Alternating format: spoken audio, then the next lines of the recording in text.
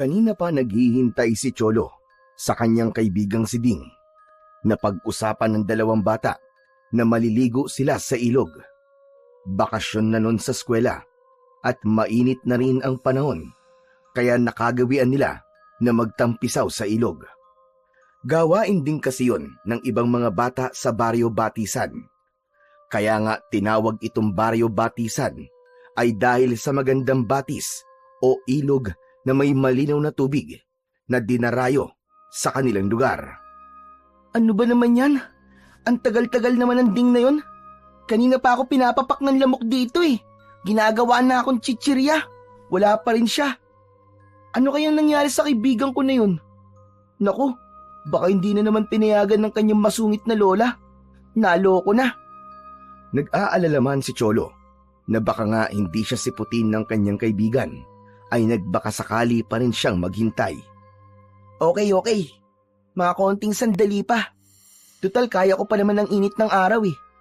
Kapag hindi ko na kaya, aalis na talaga ako rito. At ako na lamang mag-isa ang maliligo sa ilog. Dahil mas gusto ni Cholo nakasama ang kaibigan sa paliligo, kaya naghintay pa rin siya. Maya-maya ay nakarinig siya ng mga yabag mula sa kanyang likuran. Lihim na napangiti si Cholo habang nakaupo sa isang nakatumbang puno ng aratilis. Inisip ng bata na ang kaibigan niyang si Ding ang may likha ng mga yabag at nagbabaka sakali siyang gugulatin siya ng kaibigan. Kaya lamang ay hindi yun ang nangyari. Kaya lumingon siya sa kanyang likuran upang alamin kung sino yun. Ganon na lamang ang pagkadismaya niya nang makita kung sino ang kanina pa pala nakatambay sa kanyang likuran. Hello, Cholo! Ano ginagawa mo rito? Ah, ikaw pala, Mitoy. May hinihintay ako eh. Sino nga? Sa akin na lamang yon. Bakit tayo mo sabihin sa akin? Siguro, may plano kayong gawing masama, no? Uy, ano ka ba, Mitoy? Ano ba sinasabi mo? Hindi kami masama ng kaibigan ko, no? Alam ko na kung sinong hinihintay mo. Si Ding, no? Siya ang kanina mo pa inaabangan dito, no? Ano naman sa'yo, Mitoy? Tama lang na kayong dalawa magsama. Kasi nga, pareho kayong lampa. Saka, pareho pang putok sa buho. Di ba? Yun naman ang sabi ng mga matatanda dito. Anong putok sa buho sinasabi mo dyan, ha, Mitoy? Di ba si Ding, walang nanay tapos walang tatay. Ikaw naman, may nanay pero walang tatay. At di mo nga kilala ang tatay mo eh. Di, putok ka sa buho. Hindi ka na nakakatawa, Mitoy, ha? Ang yabang mo. Ako mayabang? Oo, isa kang mayabang na matabang matching. Sinong matching? Ikaw. Ang yabang mo ah. Ako pa ngayon ang mayabang ha. Ikaw itong nag-umpisa eh. Kung ano sinasabi mo sa akin, nang aasar ka. Ano ba gusto mo mangyari ha? Kahit ano. Ikaw, ano ba gusto mo? Ganun. Matapang ka ha. Hetong gusto ko. Ang upakan ka. Duling ka pala eh. Ano, hindi ka tumama no? Sablay ang suntok mo. Sablay pala. Di asintay natin. Heton sa'yo. Aray ko. Ang sakit na. Tinamaan mo ako sa mata. Gusto mo, suntokin ko rin yung isang mata mo para pantay. Hindi na uy. Dahil ako naman nasasapak sa'yo. Heto. Isang malakas na suntok ang pinakawala ni Cholo at tumama yon sa ilong at nguso ni Mitoy. Dumugo ang ilong at bibig ng matabang bata. Ang sama mo, Cholo! Akala mo yata magpapatalo ako sa'yo, ha? Hindi, no? Gagantihan kita! Agad na sumugod si Mitoy kay Cholo. Nagpambuno ang dalawang bata at pareho silang bumagsak sa lupa. Nailaliman ni Mitoy si Cholo. Sinakyan ito at sinapak. Panay ang iwas naman ni Cholo. Galit at paulit-ulit ang suntok ni Mitoy. Biglang dumating si Ding. Nakitang nag-aaway ang dalawa, kaya pilit na inawat ang mga ito. Hoy, tama na! Ano ba kayo, Cholo? Mitoy, tama na yan! Huwag kayo mag-away! Tama na, ano ba? Dumudugo na ang mga mukha ninyo! Dahil pareho nang nasasaktan ang dalawang bata, kaya nagpaawat naman sila kay Ding. Naghiwalay sila pero parehong may dugo ang kanilang mga muka. Bakit ba kayo nag-aaway? Pambira naman kayo, oh. Gusto niyo ba magpatayan? Ito kasi si Cholo eh. Sinapak ako eh. Ha? Ako talaga, ah. Ikaw nga tong nauna eh. Ikaw naman talaga. Ha? Nagsisinungaling ka pa talaga, ah. Ding, yang si Mitoy ang pasimuno. Pati nga ikaw, tinawag din yung putok sa buho eh. Kasi wala ka daw nanay at tatay. Aba, loko ka pala, Mitoy eh. Eh kung yung mukha mo kaya ang paputukin ko, ha? Ano, gusto mo? Kinakampihan mo pa yan si Cholo. Sige, kampihan mo siya. Dahil mas paniniwalaan ko siya. Alam kong siya nagsasabi ng totoo. Diyan na nga kayong dalawa. Magsama kayo mga putok sa buho. Biglang tumakbo ng mabilis si Mitoy. Sa takot na habulin siya ni na Cholo at Ding. Pero akmang susunod sana si Ding, kaya lamang inawat na ito ni Cholo. Tol, tama na, tama na. Wag na. Wag mo na sundan. Mapapagod ka lang dun. Eh, sira ulo eh. Kung ano sinasabi. Putok daw tayo sa buho. Siya ang malapit ng pumutok dahil sa sobrang tama ng mga suntok natin. Sana pala, sinundot na lang natin siya ng aspili para tuluyan na siyang pumutok. Hehe. Hayaan mo na siya, Ding. Napaputok ko naman ang nguso niya eh. Siguro, titigil na yun sa kayabangan at pambubuli niya sa atin. Ang sama-sama talaga ng ugali ng baboy na yun. Ang lakas pang asar. Nako, kapag hindi ako nakapagpigil, ipapalityon ko talaga siya kina Aling Mila at Mampiping na maglilitsyon. Puro ka talaga kalokohan, Ding. Ay, teka nga pala. Ba't ngayon ka lang, Ding? Kanina pa kita hinihintay dito ah. Napaaway tuloy ako kay Mitoy dahil sa paghihintay sa'yo. Eh, dahil tuloy. Si Lola kasi, ayaw akong payagang lumabas. Nakatakas lang ako nung makatulog siya. Paano yan? Di na tayo matutuloy sa paliligo sa ilog. Nawalan na rin ako ng gana eh. Dahil sa Mitoy na yon. Buisit talaga. Oo, hindi na, Cholo. Next time na lang siguro. O sige, okay lang. Gusto ko na rin umuwi at baka hinahanap na ako ni nanay. Hindi kasi ako nagpaalam sa kanya eh. Magkasabay nang umalis ang dalawang bata at naghiwalay na lamang sila sa daan para umuwi sa kanilang mga bahay. Kinabahan ang ina ni Cholo na si Rosenda nang makita ang anak na may dugo sa muka. Diyos ko kang bata ka! Ano ba nangyari sa'yo? Ba't may dugo ka sa muka? Nay, kalma lang po kayo. Kalma lang po. Anong kalma sinasabi mo? Eh, umuwi ka ng ganyan ang itsura. May dugo ang mukha mo. Saan ka ba galing? At ano nangyari sa'yo? Nay, ayos lang po ko. Ano bang ayos ang sinasabi mo? Eh, may dugo ka nga sa mukha, oh! Nay, hindi ko pa po yan ikakamatay. Napaaway lang po ako. Nakita mo na? Nakipag-away ka. Di ba kabilin-bilinan ko sa'yo na huwag kang makikipag-away? Eh kasi Nay, nakakapikon na po kasi siya eh. Saka, ipinagtanggol ko lang naman po ang sarili ko. Teka lang, sino ba nang away sa'yo? Si Mitoy po, yung mayabang po na bata na mukhang lilitsunin. Pambihira! Eh bakit ka naman nakipag-away sa kanya? Masyado po kasing mayabang, Nay. Tapos po, sinabihan niya pa po kami ni Ding na mga putok daw po kami sa buho. Kasi nga, wala po kami mga tatay. Ano ka mo? Sinabihan kayo ng ganon? Opo, Nay. Kaya nga nakakainis eh. Ang yabang-yabang niya. Porkit meron siyang tatay, sasabihan niya kami ng ganon. Pero hindi ka pa rin dapat nakipag-away. Nakakainis na po kasi na eh. Di na po ako nakapagtimpi. Masyado siyang mayabang kaya pinatulang ko na po para matigil na po sa kayabangan niya. O siya, sige. Anak, pasensya ka na ha. Nay, ba't po kayo humihingi ng pasensya sa akin?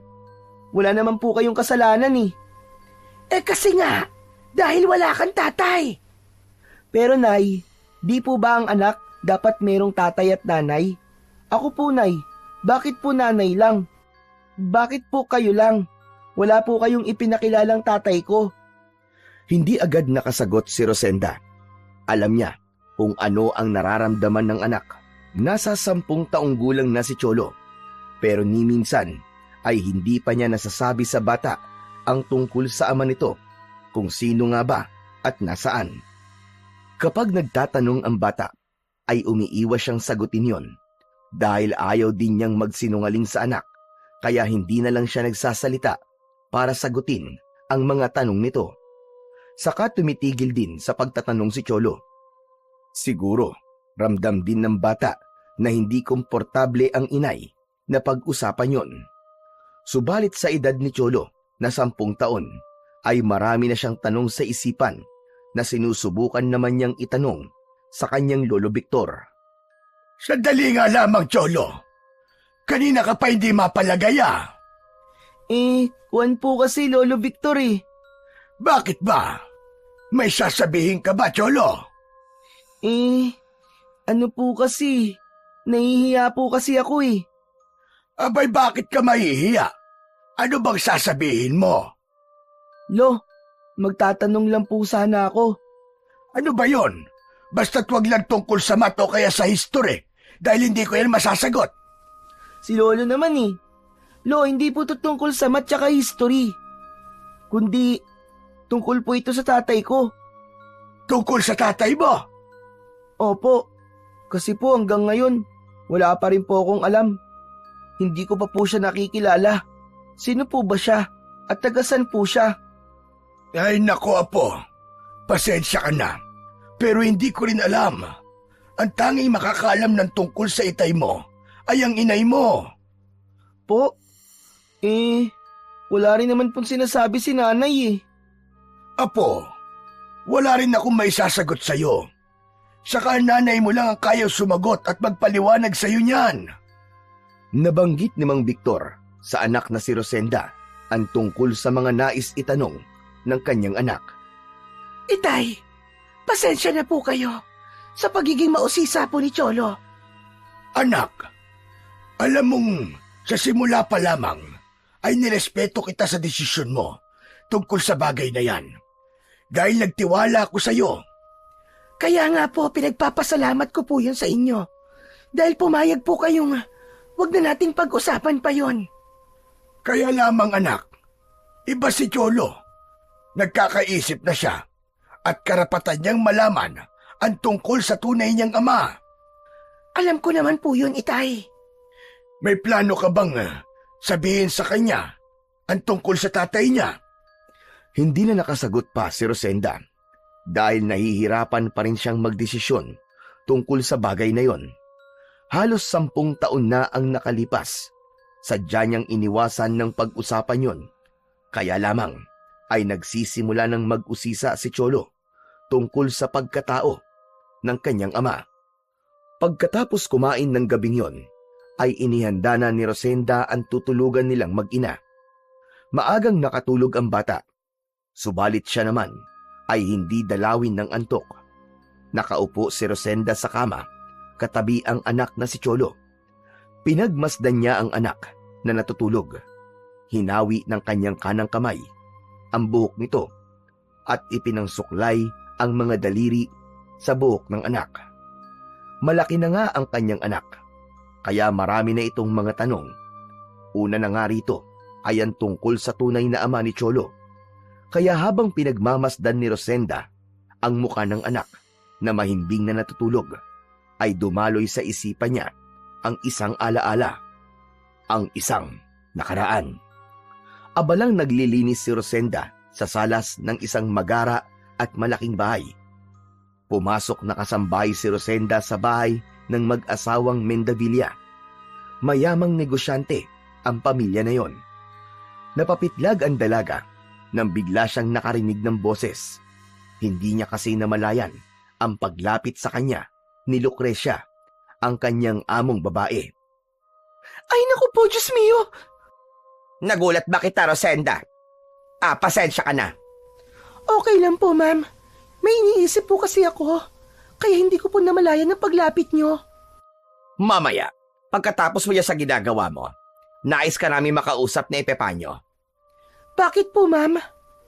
May mahalagang bagay kaming gustong sabihin sa'yo. Sige po, ma'am. Tatapusin ko lamang po itong trabaho ko. Iniwan na ni Lucrecia si Rosenda.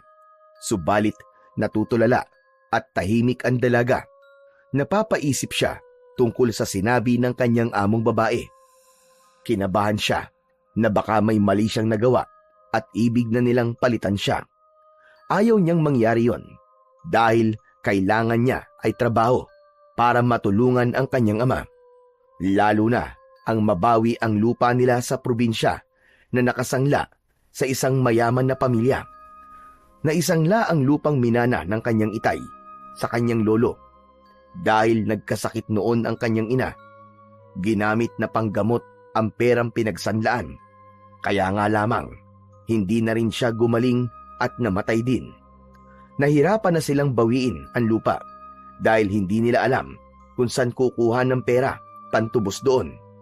Kaya napilitang magtrabaho sa kalapit na bayan si Rosenda upang makaipon ng sapat na halaga na ipangtutubos sa lupa nila.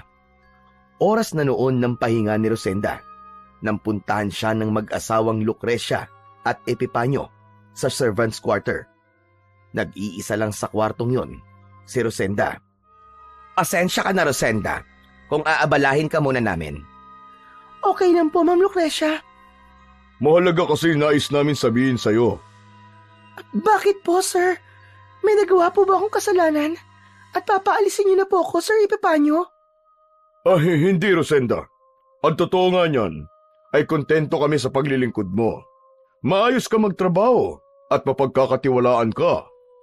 Kaya wala kaming reklamo sa trabaho mo. Mahusay ka. Yung gusto kasi naming sabihin sa'yo ay walang kinalaman sa pagtatrabaho mo rito. Ma'am, tungkol po ba saan yun? Saglit na natahimik ang mag-asawa at nakatingin lamang sila kay Rosenda. Kinabahan naman ang dalaga dahil sadyang wala siyang idea sa sasabihin ng kanyang mga amo. Nagsimulang magsalita si Lucrecia na halatang humugot pa ng lakas ng loob. Rosenda, halos 10 taon na rin kami mag-asawa ng Sir Epipanyo mo. Kahit paano naman ay masaya kami. Bagamat may kulang sa amin. Wala kaming anak, Rosenda. May problema kasi ang Ma'am Lucrecia mo sa matris, kaya hindi niya ako kayang bigyan ng anak. Magiging kompleto lang ang pamilya namin kung magkakaroon kami ng anak. Ano pong ibig niyo sabihin, Ma'am? Kailangan namin ng anak, Rosenda. At kung maaari sana, ay tulungan mo kaming mag-asawa. Nakikiusap kami sa iyo, Rosenda. Sir, Ma'am, hindi ko po kayo maintindihan eh. Sa paanong paraan po ba ako makakatulong? Saka, paano ko po kayo bibigyan ng anak? Dalaga po ako. At wala rin po akong boyfriend. Gusto naming ikaw ang maging ina ng aming magiging anak. At si Epipanyo ang magiging ama. Ano po? Naiintindihan mo ba ang ibig naming mangyari? Pero Ma'am, hindi po madaling gawin ang ibig niyo. Asawa niyo po si Sir Epipanyo. Gusto niyo magkaroon siya ng anak sa akin? Anak na para sa amin, Rosenda. Magiging kasangkapan ka lang para isilang ang aming magiging anak. Nakahanda kami magbayad ng malaking halaga. Habang ipinagbubuntis mo ang sanggol, dito ka titira sa bahay. Kami ang bahala sa iyo. Sa lahat ng iyong kailangan. Makakaalis ka lang, dala ang kabuang halaga kapag nakapanganak ka na. Natahimik si Rosenda sa mga sinabi ng amo niyang si Lucrecia. Hindi yun magiging madali, pero magkano man ang halagang ibabayad sa kanya, tsak makasasapat yun para matubos na niya ang lupa ng kanyang tatay na nakasangla. 300,000 piso, Rosenda, para sa aming magiging anak. Napaisip si Rosenda, 100,000 piso lamang ang pagkakasanla ng kanilang lupa. Kung may interes man yon, tsak malaking halaga pa rin ang matitira sa kanya na maaari nilang gamitin ng kanyang ama para mas maging maayos ang kanilang buhay. Ramdam ng mag-asawa na hindi pa kayang magdesisyon ni Rosenda. Tsak naguguluhan pa ito sa kanilang inaalok. Hindi pa namin hihingin ngayon ang desisyon mo, Rosenda. Bibigyan ka pa namin ng panahon para makapag-isip. Pero sana ay ikonsidera mo, Rosenda. Tulungan mo kami magkaroon ng anak dahil yun ang kukumpleto sa aming buhay. Nakikiusap kami sa iyo, Rosenda. At tatalawin naming malaking utang na loob yun sa iyo. Wala na sa kwarto ni Rosenda ang kanyang mga amo. Subalit natutulala pa rin siya. Hindi pa rin niya lubos maisip ang alok na yun sa kanya. Buong akala niya ay sa mga kwento lang sa pelikula yun nangyayari. Kaya lang ngayon ay mismong sa buhay niya tila nakatakdang maganap yun. Hanggang umabot na ng madaling araw ay hindi pa rin makatulog ang dalaga. Kung ano-ano na ang naglalaro sa isipan niya. Kapag pumayag siya ay matatapos na ang problema nila ng kanyang tatay. Pwede na rin silang magsimula ng bagong buhay. Hanggang dalawin na ng antok si Rosenda ay wala pa rin nabubuong desisyon sa isipan niya. Nang mga sumunod na araw ay tila walang anumang nangyari. Gaya pa rin ng dati ang pakikitungo ng mag-asawa sa kanya. Patuloy niyang ginagawa ang kanyang mga trabaho sa bahay. Hanggang isang gabi ay narinig niya na nag-uusap ang kanyang amo. Pinag-uusapan nito na tila wala silang maaasahan kay Rosenda. Sa palagay mo, Epipanyo, ay hindi siya papayag? Ewan ko. Pero hanggang ngayon ay wala pa rin siyang sinasabi sa atin. Paano ngayon yan, Epipanyo? Gustong-gusto ko pa naman sana si Rosenda na maging ina ng ating magiging anak. Kung talagang hindi natin siya mapipilit, hahanap na lang tayo ng iba. Tsak namang may ibang papayag sa ibig nating mangyari. Dinig na dinig ni Rosenda ang pag-uusap na yon ng kanyang amo. Naisip niya, kung hindi siya papayag, malamang baka palitan na rin siya at humanap ng ibang kasambahay. Mabait sa kanya ang mag-asawa at tsak mahihirapan siyang makakita ng ganung amo. May takot na naramdaman si Rosenda dahil mawawalan siya ng trabaho. Kung papayag naman siya sa ibig mangyari ng mga ito, ay malaking halaga ang magiging kapalit. Kinabukasan, ipinaghanda na ni Rosenda ng almusal ang mag-asawa. Kasalukuyang kumakain ng mga ito nang lumapit siya. Bakit, Rosenda? May sasabihin ka ba? Ma'am? Sir? Ano yun, Rosenda? Ano bang sasabihin mo? Pumapayag na po ko sa ibig niyo pong mangyari. Biglang napatayo si Lucrecia at agad niyang niyakap si Rosenda. Salamat. Maraming salamat, Rosenda. Masayang-masaya ako sa sinabi mo. Kailangan ko rin po kasi ang pera para po sa nakasanla naming lupa. Huwag ka mag-alala, Rosenda. Hindi kami sisira sa usapan natin. Makukuha mo ang tamang halaga. Bagamat may pangamba pa rin sa kanyang dibdib si Rosenda sa kanyang naging desisyon, subalit dapat niyang panindigan yon at hindi siya dapat sumira sa nabuo nilang kasunduan. Dahil bahagi ng tinanggap niya, ay dapat munang may mangyari sa kanila ng kanyang among si Epipanyo, kaya inayos ni Lucrecia ang tungkol sa bagay na yon.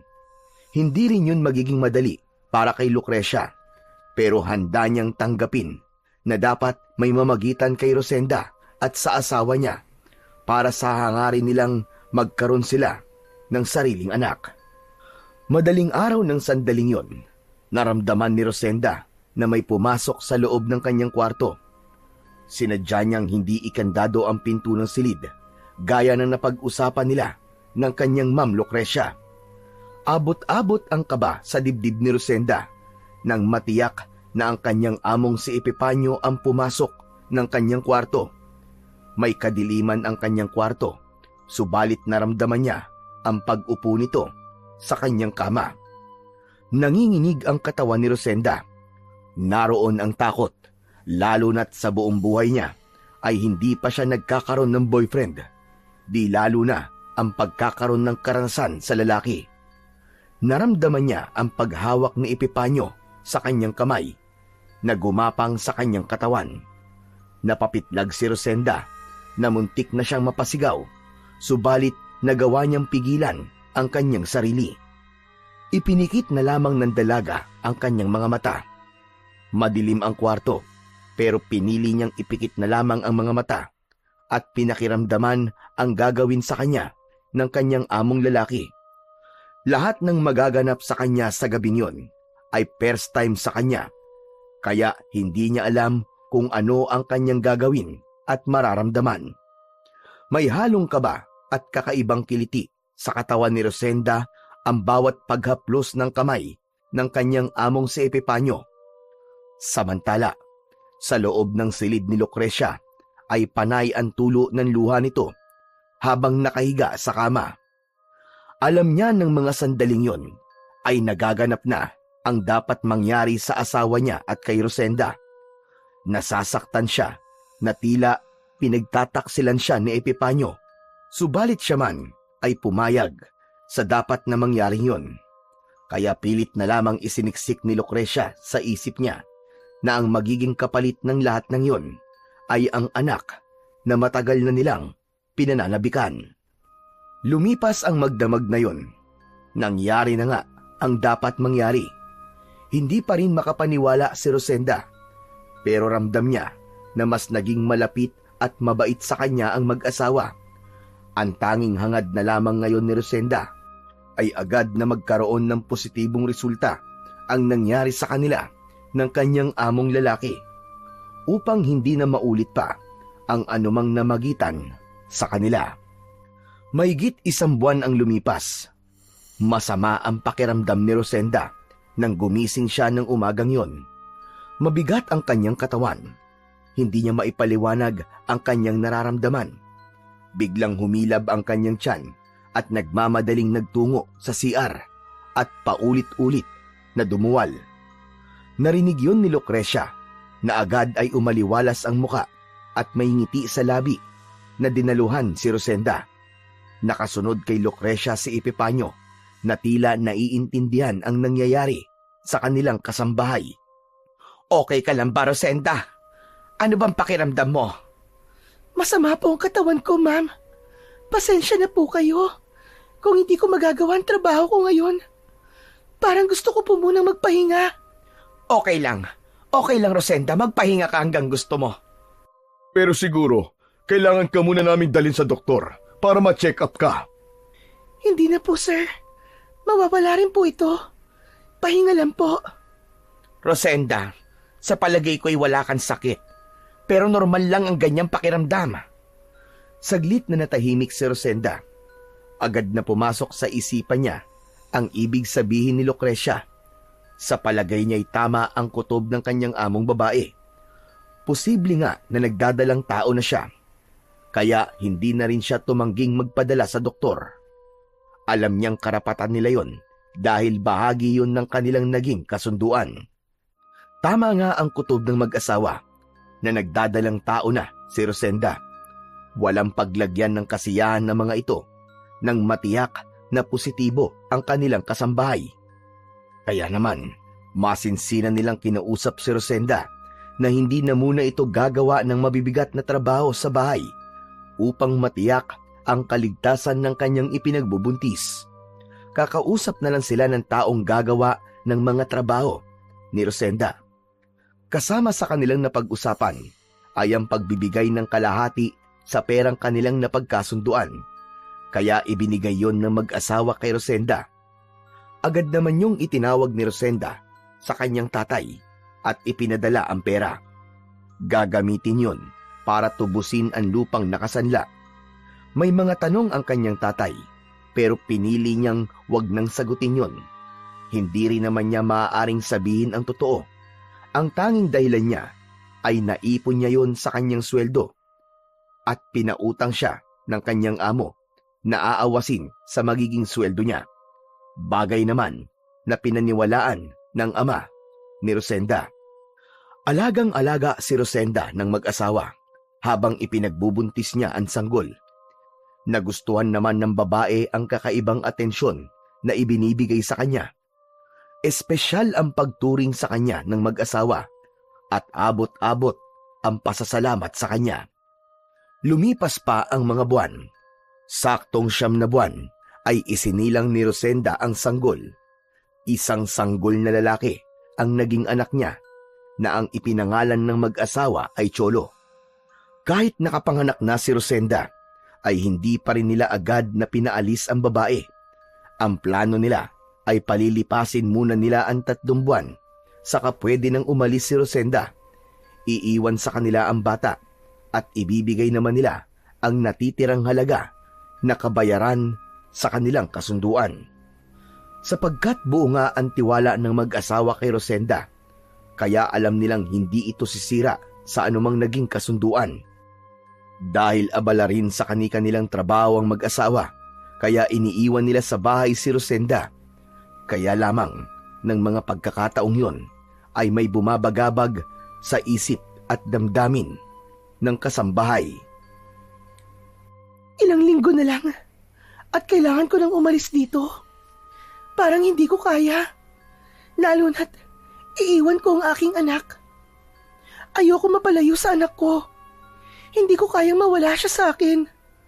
Isang ina si Rosenda at mula nang isilang niya ang sanggol ay nagkaroon na ng pagbabago sa kanya. Kung sa simula ay itinuring niyang trabaho lamang ang pagbubuntis, subalit nang isilang niya ang kanyang anak, kakaibang pakiramdam ang bumalot sa kanya. Damdamin yon ng isang ina. Hindi ko yata kayang gawin yun. Hindi ko kakayanin na iwan kina Ma'am Lucrecia ang anak ko. Mahal na mahal ko siya. Kaya may nabuong desisyon si Rosenda. Aalis siya at isasama ang kanyang anak. Hindi niya kayang mahiwalay kay Cholo. Mahal na mahal niya ito. Ang sanggol na kasama niya ngayon ay katumbas ng kanyang buhay. Umuwi siya sa probinsya at natanggap naman ng ama niya ang pagkakaroon niya ng anak na hindi na nag-usisa pa. Subalit nasa isip ni Rosenda, nasasabihin din niya ang totoo sa ama sa tamang panahon. Natapos balikan ang alaalang yun ni Rosenda, hindi niya namalayan na umaagos na pala ang luha sa kanyang mga mata. Mahigit 10 taon ang lumipas nang takasan niya ang mga taong nagtiwala sa kanya. Pumayag siya sa isang kasunduan na sinira lamang niya. Lumayo sila ng kanyang ama. Ang lupa na nakasanla ay natubos nila, subalit ipinagbili rin nila sa mas mataas na halaga. Kailangan nilang umalis sa kanilang bayan upang hindi sila matunton ng kanyang amo na siguradong hahanapin siya. Sa ibang lugar ay nagsimula sila ng panibagong buhay. Nagising ang batang si Cholo. Agad niyang napansin ang inang si Rosenda na nagpupunas ng luha sa mga mata. Napakunot ang noo ng bata. Nagtataka na nagtanong sa nanay niya. Nay, umiiyak po ba kayo? Ha? Hindi anak. Hindi ako umiiyak. Ba't naman ako iiyak? Hayan po oh, nagpupunas pa nga po kayo ng luha. Napuwing lang ang mga mata ko anak. Kaya ako naluha. Ikaw talaga. Lahat na lamang napapansin mo. Si nanay talaga. Ayaw niya pa pong aminin na umiiyak kayo eh. Ay nako, makulit ka rin talaga anak ano. Sabi ko nga, hindi ako umiiyak. Napuwing lang ako. Sige na nga po. Anak, pasensya ka na ha. Kasi nabubuli ka ng dahil sa akin. Talaga lang po mahilig mambuli po si Mitoy. Alaskador po talaga yun. Pero alam mo anak, hindi totoo yung sinasabi niya. Naputok ka sa buho. Alam ko naman po yun, Nay. Pero sino nga po ba ang tatay ko at tagasan po siya? Anak, di ba nag-usap na tayo na wag mo nang alamin? Saka okay lang naman kahit nanay lang ang meron ka. Kasi mahal na mahal ka ng nanay. Pero Nay, gusto ko rin pong makilala kung sino po ang tatay ko eh. Anak, kahit sabihin ko pa sa'yo, tsak namang wala ring saysay. Dahil hindi na kayo magkikita pa. Saka may sarili na rin buhay yun. Hayaan na lang natin siya anak. Maging masaya na lang tayo. Kasama ang Lolo Victor mo. Muli ay natahimik na lamang si Cholo. Wala na talagang plano pa ang kanyang nanay na sabihin sa kanya ang tungkol sa kanyang tatay. Kaya naisipan ni Cholo na siguro wag na lamang niyang alamin. Dahil magiging paulit-ulit lamang yon, samantalang sarado na ang isip ng ina na sabihin pa yon sa kanya. Sa kagaya ng sinabi ng nanay niya, may sarili na itong buhay at baka nga hindi na rin sila naaalala pa. Pag-aalaga ng mga kambing ang pinagkakakitaan ng tatay ni Rosenda na si Mang Victor.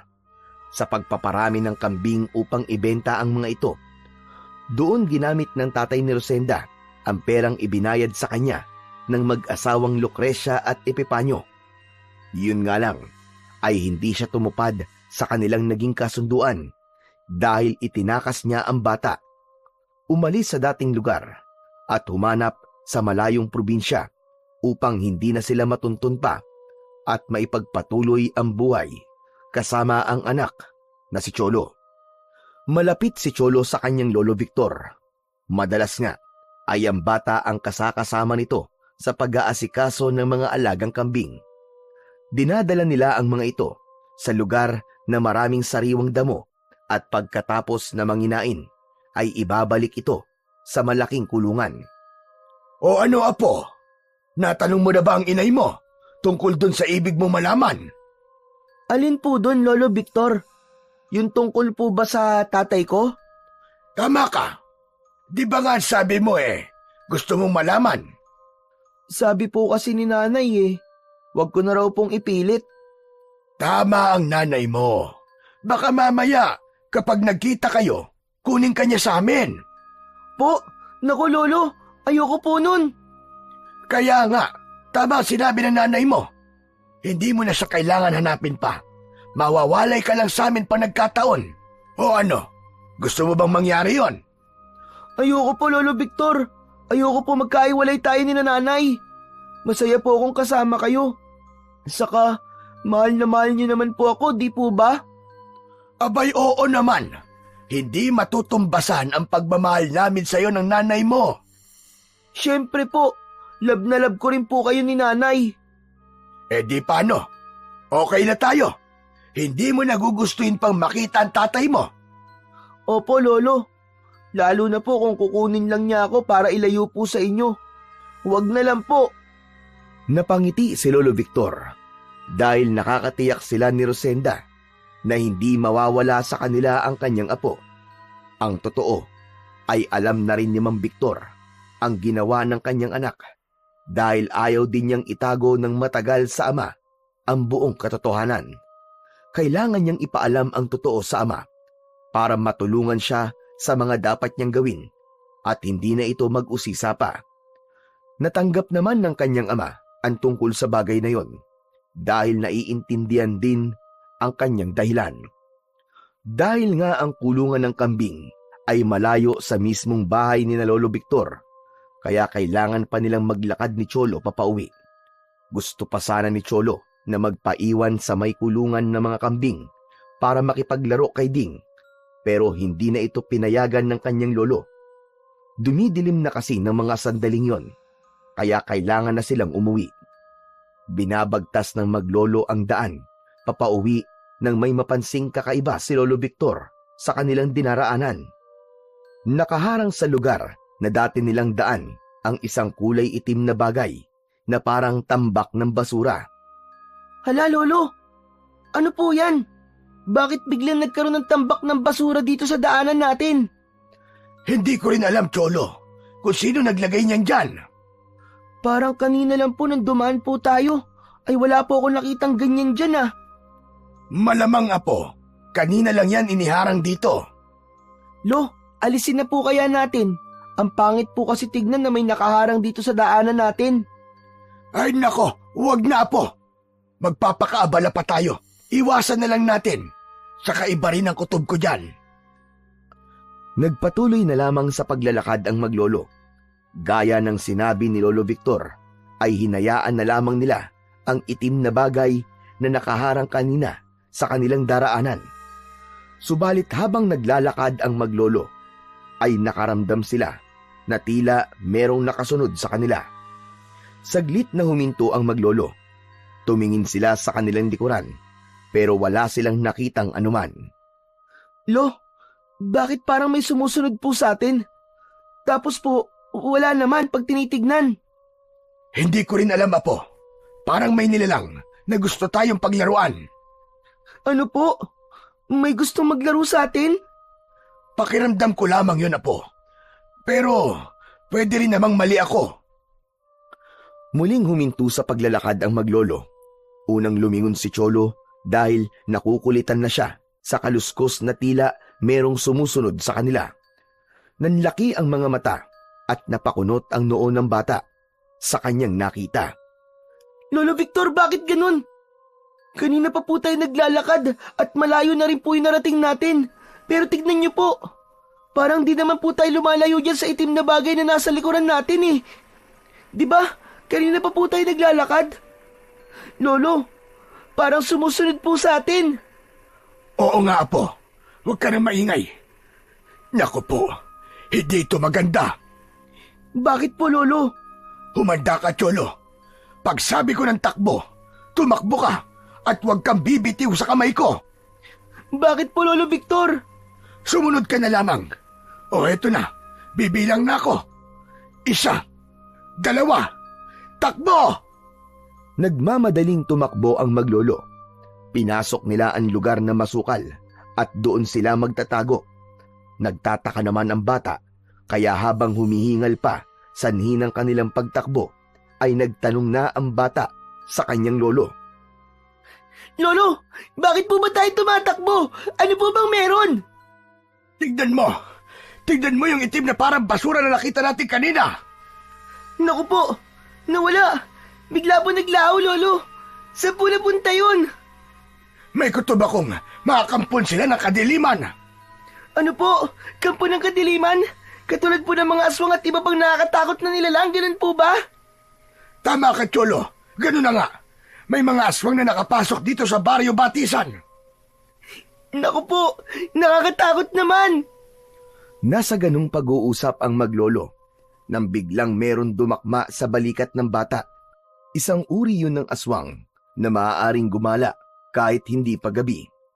Namumuti ang katawan na may mahabang tenga, malaking mata, matutulis na kuko at pangil. May mahaba rin itong dila na katulad ng sa isang ahas. Ah! Lolo! Tulungan niyo po ako, Lolo! Tulungan niyo po ako! Ganun lang din ang sindak ni Lolo Victor sa nangyari. Nataranta ito kung anong dapat gawin.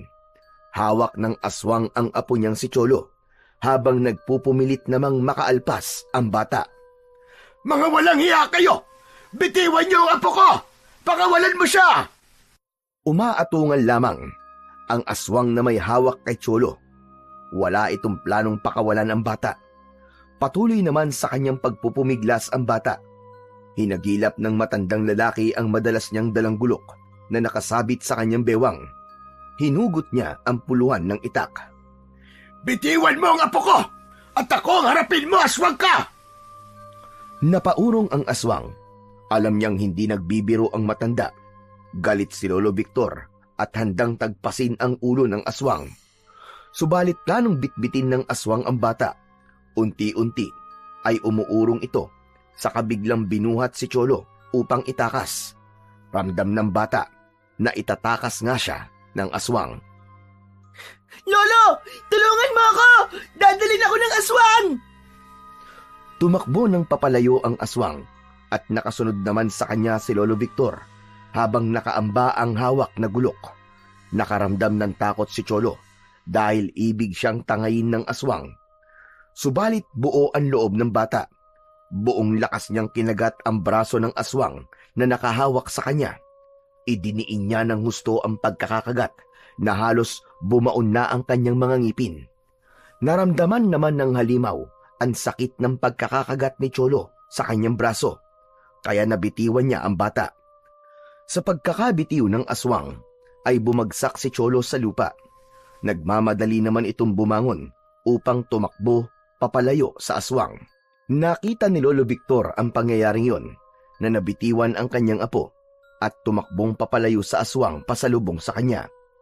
Hinabol ni Lolo Victor ang halimaw, subalit huminto ang aswang at hinarap nito ang matanda. Gamit ang matutulis na kuko at mga pangil ay hinarap ng aswang si Lolo Victor. Sunod-sunod naman ang wasiwas at unday ng matanda sa hawak niyang itak sa halimaw na nasa kanyang harapan. Hayop kang aswang ka! Pati ang apo ko ay gusto mong tangayin! Sunod-sunod ang pagharibas ni Lolo Victor sa kampon ng dilim, subalit nakakaiwas ito. Ngunit hindi siya tumigil hanggang sa madaplisan ang aswang. Tumama ang dulo ng itak sa katawan ng aswang at lumikha yun ng pahabang sugat. Sige! Porbare! Lumapit ka pa! At hindi lang yan ang matitikman mo, kundi matatagpas ang ulo mo! Umatungal ang aswang. Tila hindi ito magpapatalo. Nais niyang gumanti sa matandang lalaki. Subalit bago pa nakasugod ang aswang, ay napaurong ito. O ano? Nababahag na ba ang buntot mo? Naduduwag ka na ba, halimaw? Sige! Lumapit ka! Harapin mo ako! Sumugod ka! Pumapalaw na tinakpan ng aswang ang kanyang mga mata. Saka napansin ni Lolo Victor na lumabas pala mula sa pagkakatago sa loob ng kanyang suot na t-shirt ang kwintas na suot niya. Dahil yon sa pakikipaglaban niya kanina. Ang palawit ng kwintas na suot ni Lolo Victor ay naglabas ng enerhiya at liwanag na hindi kayang tagalan ng aswang. Kaya tumakbo papalayo ang halimaw na tila gumigewang-gewang pa ito. Waray nananakit ang mga mata, kaya hindi nito makita ng maayos ang direksyon na pupuntahan, hanggang sa tuluyan na itong nawala sa kakahuyan. Agad namang lumapit si Cholo sa kanyang Lolo Victor nang makalayo na ang halimaw na tumangay sa kanya kanina. Lolo, wala na po yung halimaw. Kumusta ka, apo? Nasaktan ka ba? Ayos ka lang ba? Opo, Lolo. Ayos lang po ako. Ang walang iyang aswang na yon, gusto ka pagtangayin. Oo nga po, Lolo eh. Napagtripan po ako na walang yang aswang na yon. Pero hindi ako papayag na mangyari yon, apo. Salamat po, Lolo Victor. Pero Lolo Victor, ang galing-galing niyo po. Hindi po kayo natakot sa aswang. Hindi niyo po hinayaang dalin ako.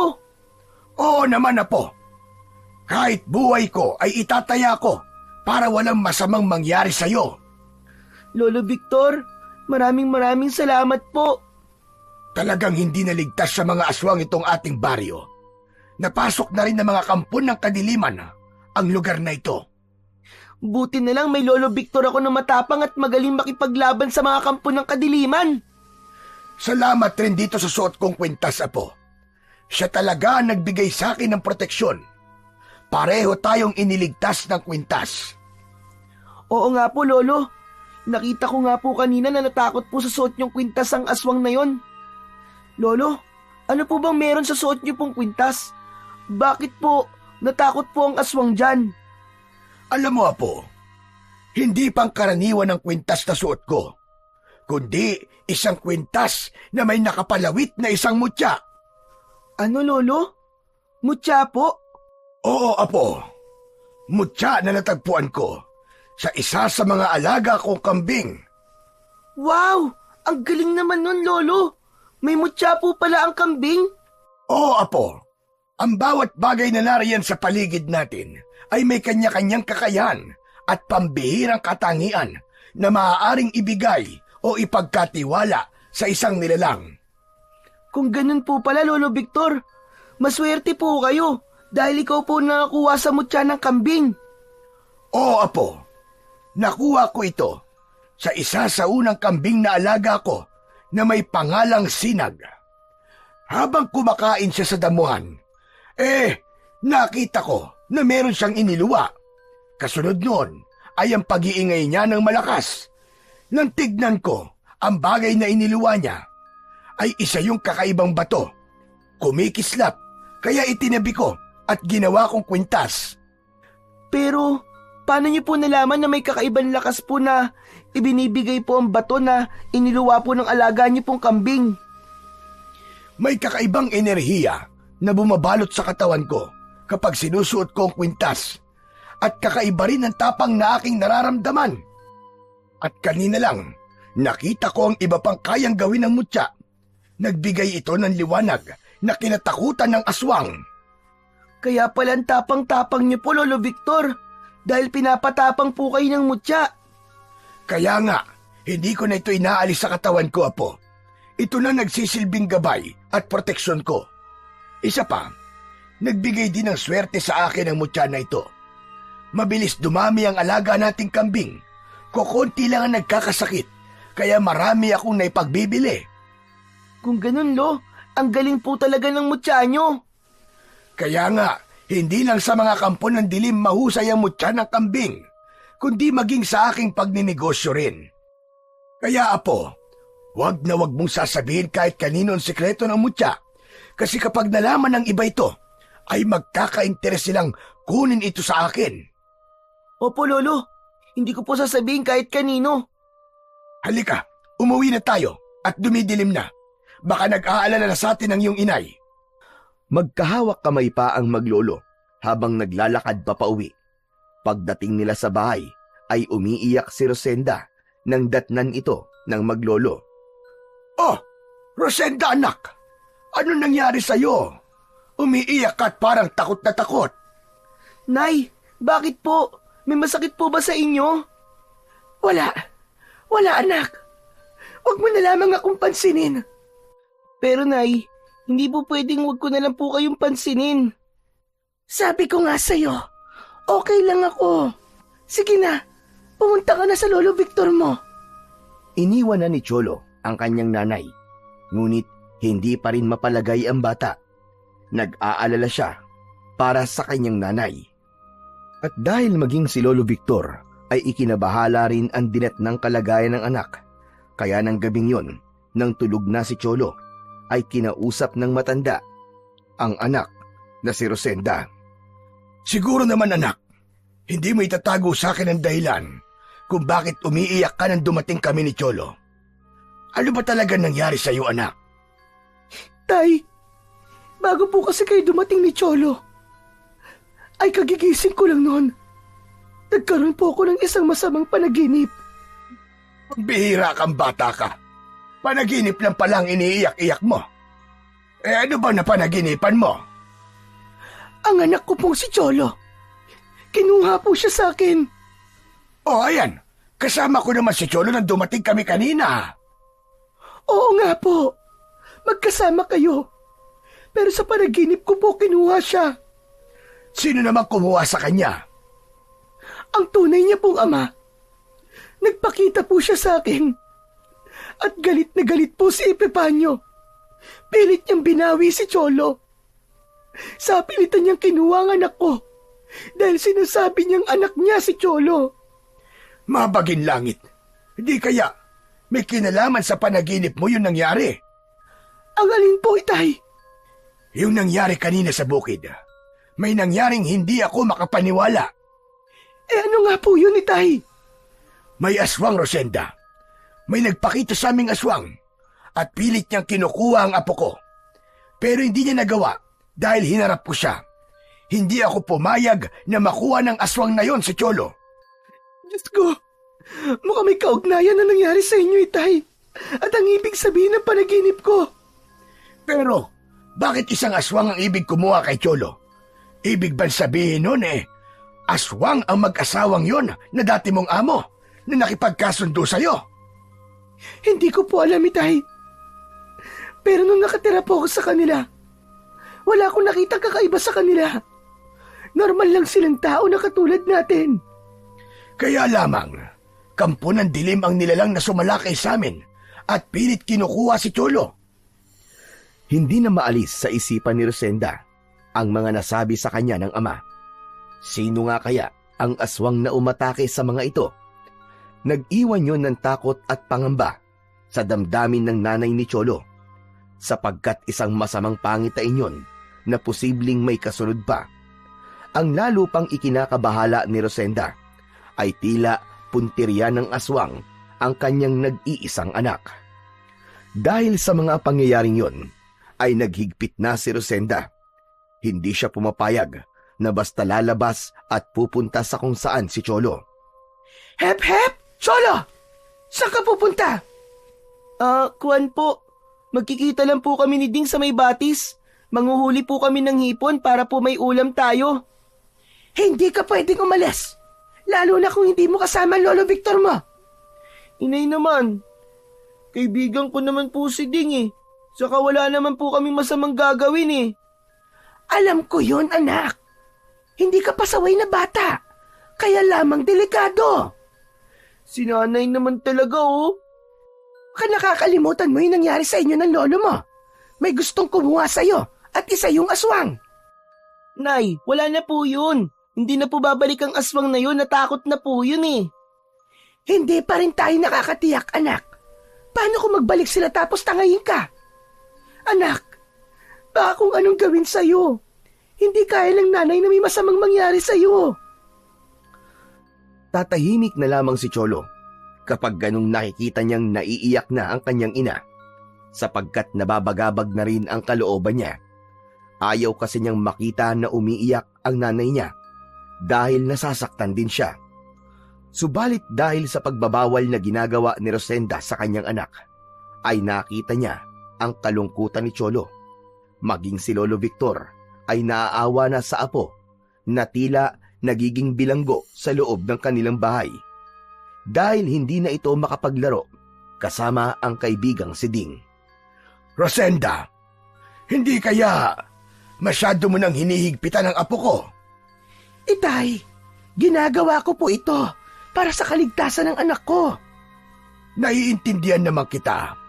Kaya lamang, hindi rin makakabuti sa bata na halos hindi na siya makalabas ng bahay. Pwede naman po siyang lumabas, tay. Pero kailangan kasama kayo o kaya ako. Pero iba pa rin siyempre yung malaya siya. Nakakapunta sa kung saan, kasama ang kaibigan niya. Itay, kahit magalit pa si Cholo sa akin dahil sa paghihigpit ko, hindi magbabago ang desisyon ko. Anak, kawawa naman ang apo ko. Pero kung mapapahamak naman siya, itay, di bali na lang makita ko siyang malungkot dito sa bahay. Basta magiging ligtas siya at walang masamang mangyayari sa kanya. Nagkakaroon ng pagtatalo ang mag-ama dahil sa pagbabawal ni Rosenda na lumabas ng bahay ang anak na walang kasama. Pero para naman yun sa kaligtasan ng kanyang anak. Subalit likas sa kabataang gaya ni Cholo ang may kakulitan. Kahit alam niya ang dahilan ng pagbabawal ng kanyang ina na lumabas siya ng bahay, ay tila may nagtutulak sa bata para suwayin yon. Ang gusto niya ay makipaglaro kasama ang kaibigan. Hindi na nila nagagawa ang dati masaya nilang paglalaro. Kaya habang nakatingin sa labas ng bahay si Cholo at tila kinakati ang mga paa na lumabas, kaya may naisip ito. Nakita niya kanina na hinubad ng kanyang Lolo Victor ang kwintas na may mutya ng kambing. Kapag maliligo kasi ang matandang lalaki, ay tinatanggal yun sa leeg at isinasabit sa dingding.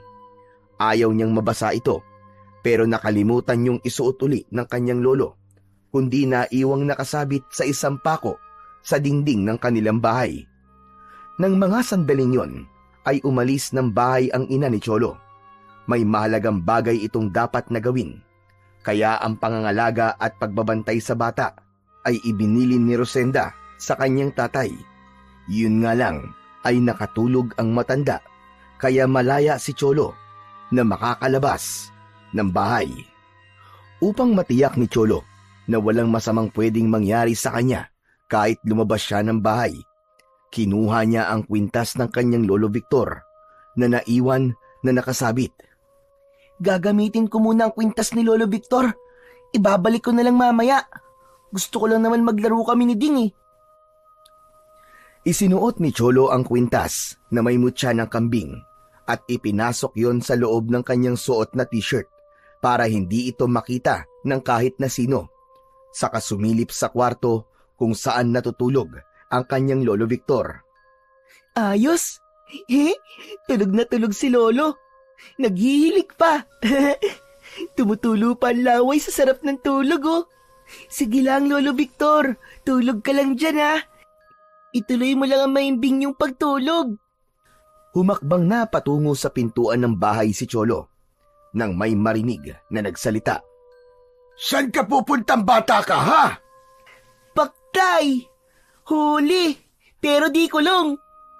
Pero wala nang kasunod ang salitang yon, kundi ang malakas na hilik. Kaya napasilip uli sa kwarto si Cholo. Anak ng puting kambing naman, oo. Tulog na tulog naman pala si Lolo at nagihilik pa eh. Tumutulo pa rin ang laway. Pero, bakit siya nagsalita? Malamang nananaginip siya. Kaya nagsalita kanina si Lolo. Ay, ewan si Lolo talaga oh. Kahit sa panaginip, binabantayan pa rin ako. Nang matiyak ni Cholo na nananaginip lamang pala ang kanyang lolo, ay tuloy-tuloy na itong lumabas ng bahay. Tuwang-tuwa naman ang kaibigang si Ding nang makita si Cholo. Nagawa pa siyang yakapin ng kaibigan. Tol, na-miss kita. Akala ko hindi na tayo magkikita ulit eh. Hindi na tayo makakapaglaro. Pakis niya ako. Uy, ano ka ba? Tigilan mo nga ako. Bitiwan mo ako. May payakap-yakap ka pang nalalaman. Gusto mo pa akong halikan? Bading ka yata eh. Sabi ko nga sa'yo, na-miss kita. Oo na. Ayos na yun, na-miss mo ako. Ba't may kasama pang yakap tsaka halik? Bading ka yata talaga eh. Oy, hindi ah. Niyakap lang, Becky na kagad. Na-miss nga lang kita, di ba? Mga bading pala kayo eh. Nagyayakapan pa. Uy, mga Becky. Saan ang rampa nyo ngayon, ha? Hayang ka na naman, Mitoy eh.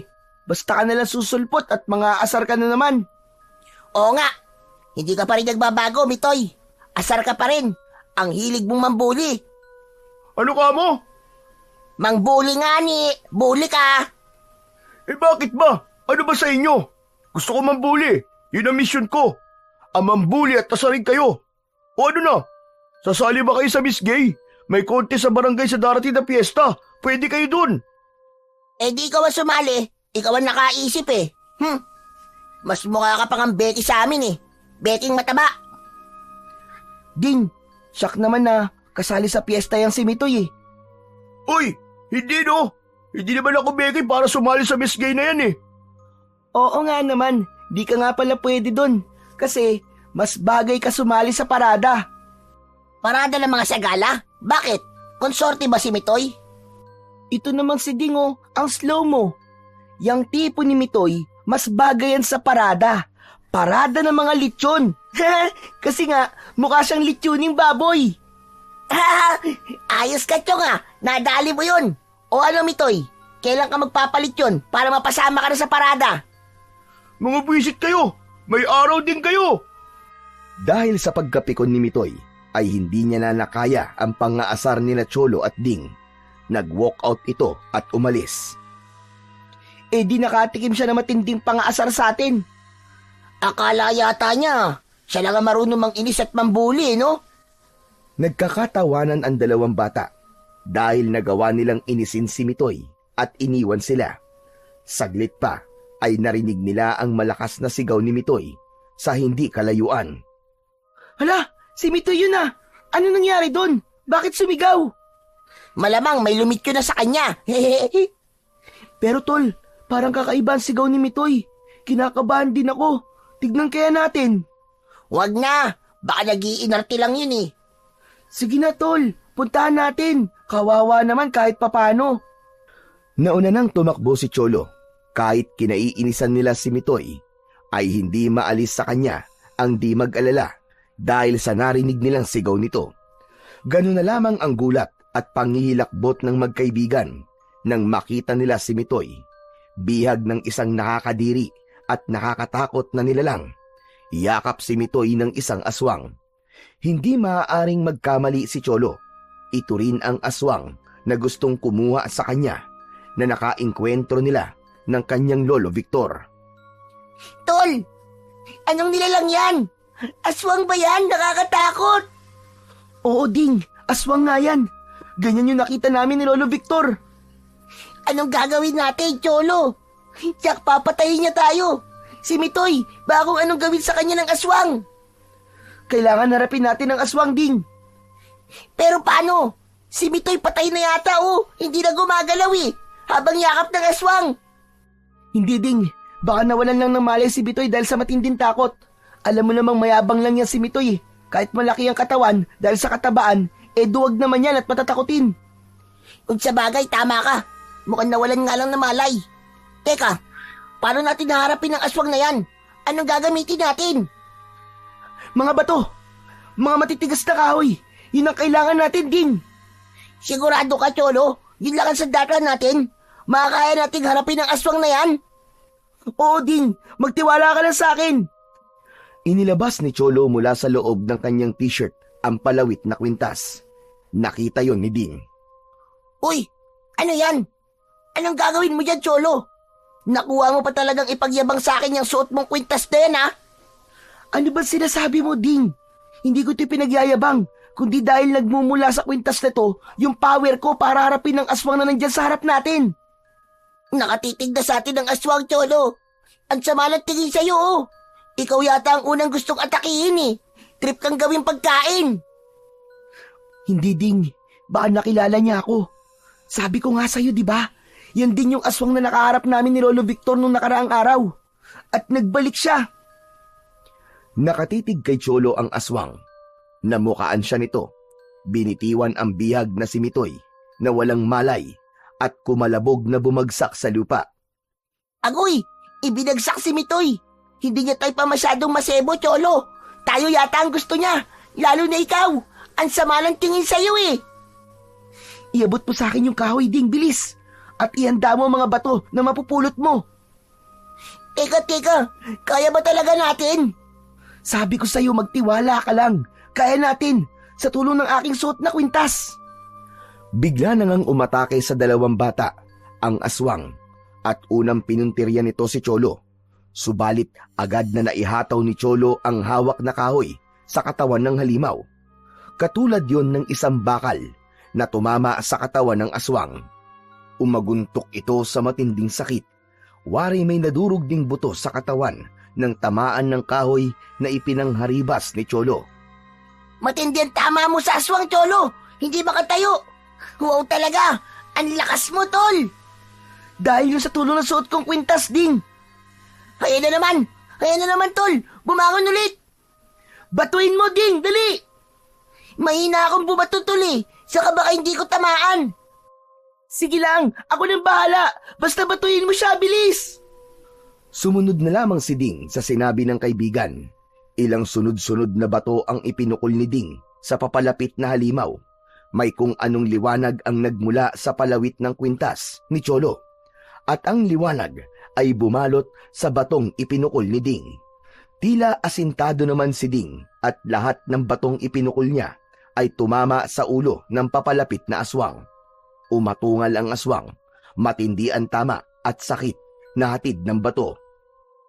Oo nga, Cholo. Tinamaan ko at nainig ang aswang sa lakas ng pagkakabato ko sa kanya. Tinulungan niya ako ng kwintas mo dahil sa liwanag na bumalot sa bato. Sabi ko naman sa iyo hindi tayo pahabayaan ng kwintas na suot ko. Dahil sa matinding tama na napala ng aswang, ay lumayo na to uli. Sadyang nahihirapan siyang harapin si Cholo. Samantala, nakauwi na mula sa kabilang baryo si Rosenda at nang makarating ng bahay, ay una nitong hinanap ay ang kanyang anak. Subalit wala ito roon. Pinuntahan ng ama at nakita na natutulog sa loob ng kwarto. Ginising yun ni Rosenda. Napabungkawas at nagulat pa si Lolo Victor nang gisingin siya ng kanyang anak. Itay naman! Bakit kayo natulog? Inaantok ako, anak eh. Oh, dumating ka na pala. Opo, dumating na nga ako. Pero yung anak ko na pinapabantayan ko sa inyo wala rito sa bahay. Ano ka mo? Walang si Cholo? Opo. Hinintay kayo makatulog at sinalasihan kayo. Abay, Jasking bata yun ah. Tinakasan pala ako. Naku naman, Tay. Saan kaya nagpunta ang batang yun? Sandali lang, relax ka lang at hahanapin ko. Baka nariyan lamang yon sa tabi-tabi. Nagmamadaling nagsuot ng kanyang pantalon si Lolo Victor upang hanapin ang apo. Subalit nang palabas na siya ng pinto ng bahay, ay nasalubong na niya si Cholo. Lolo Victor, saan po kayo pupunta? Ikaw na bata ka. Saan ka galing ha? Umalis ka nang hindi nagpapaalam. Relax lang po, Lolo. Ayos lang po ko. Buong-buo pa po ko, oh. Matigas talaga ang ulo mo, Cholo. Hindi ka marunong makinig. Paano nalaman kung may masamang nangyari sa'yo, ha? Kung bumalik yung aswang na sinasabi mo na gustong kumuha sa'yo. Yun na nga po, Nay eh. Lolo, nagbalik po yung aswang. Nakainkwentro po namin kanina ni Ding. Ano ka mo? Diyos ko! Sabi ko na nga ba? Ano nangyari? Buti hindi ka kinuha. Lo, sisiw lang. Chicken lang sa amin ni Ding. Napatakbo namin. Hindi niya kami kaya. Napatakbo niyo ang aswang. Natakot sa inyo. Mismo, Lolo Victor. Natakot. Tumakbo talaga. Ano? Paano natakot sa inyo? Naku, ikaw talagang bata ka. Lalo ko dininervyos sa'yo eh. Lolo, Nay, dahil po dito sa kwintas na to. Lo, pasensya na po ah. Hiniram ko po muna. Nakita ko po kasi na nakasabit po sa dingding. Kaya kaninang lumabas po ko at nakipagkita kay Ding, isinuot ko po ito. Kasi po sabi nga po ninyo, ito po ang poprotekta sa akin. Dahil nga, nasubukan nyo na pong gamitin ng may aswang po tayong nakaharap. Kanina po, tinulungan po uli ako ng mutya ng kambing. Talagang marunong ka na, Apo. O, Rosenda, wala ka nang dapat na ikatakot dahil marunong nang makipaglaban ang anak mo. Hindi na siya basta makukuha ng kung anong nilalang dahil tutulungan siya ng mutya ng kambing. Pero tay, nag-aalala pa rin po ako para sa kanya. Bata pa rin po si Cholo. Anak, huwag ka na masyado mag-alala. Tutal liligtas naman ang bata. O sige, ipapaubaya ko na sa apo ko ang pag-iingat sa mutya dahil mas kailangan niya yan. Saka para hindi ka na rin laging nababahala kapag lumalabas siya ng bahay. Ibig po bang sabihin, Lolo? Hindi na ako makukulong dito sa bahay? Makakaalis na po ulit ako at makakapaglaro na po kasama po uli si Ding? Oo naman na po, dahil sabi ko nga, hindi ka pababayaan ng mutya na nandyan sa kwintas. Napailing na lamang si Rosenda dahil nagkampihan ang maglolo. Pero alam niyang makakaligtas si Cholo sa panganib na pwedeng dumating dahil sa mutya. Pero paano kung mawala pa rin ito at iwan sila, lalo na at may ibang kutob si Rosenda sa aswang na madalas na nagpapakita kay Cholo. Posibleng si Epipanyo ngayon ang tunay na ama ng bata at alam na nito ang lugar nila. Kaya nga lang, palaisipan pa rin kay Rosenda kung may lahing aswang nga ba ang mag-asawang naging amo niya. Kung totoo ang hinala niya, ibig bang sabihin ay posibleng aswang din ang kanyang anak. Samantala, sa isang baryo malapit sa tirahan ni Rosenda, ay dun na naninirahan ang mag-asawang Lucrecia at Epipanyo. Kung ganon, ay sigurado ka na, Epipanyo. Oo, Lucrecia, nandito nga ang anak natin. Sa lugar na ito, dinala siya ni Rosenda, kasama ang kanyang ama. Makikita ko na ang ating anak. Gusto kong makasama na natin siya. Matagal na tayong nangungulila sa kanya. Hindi man lang natin nakitang lumaki si Cholo. Ipinagkait ni Rosenda na makasama natin ang ating anak. Tama ka, Epipanyo. Nilinlang niya tayo. Hindi siya tumupad sa ating kasunduan, gayong naging mabait naman tayo sa kanya. Marahil, sanhi yun ang sobra niyang pagmamahal sa bata. Hindi niya kayang mawala ito ng isilang niya. Kahit na, tayo pa rin na may karapatan sa kanya. Dahil pumayag siya sa naging kasunduan natin. Kaya nga dapat nating mabawi ang anak natin sa babaeng yon. Teka, akala ko ba gumagawa ka na ng paraan? Oo, Lucrecia. Pero hindi yun ganun kadali. Isa pa, nasa 10 taong gulang na si Cholo. May isip na siya.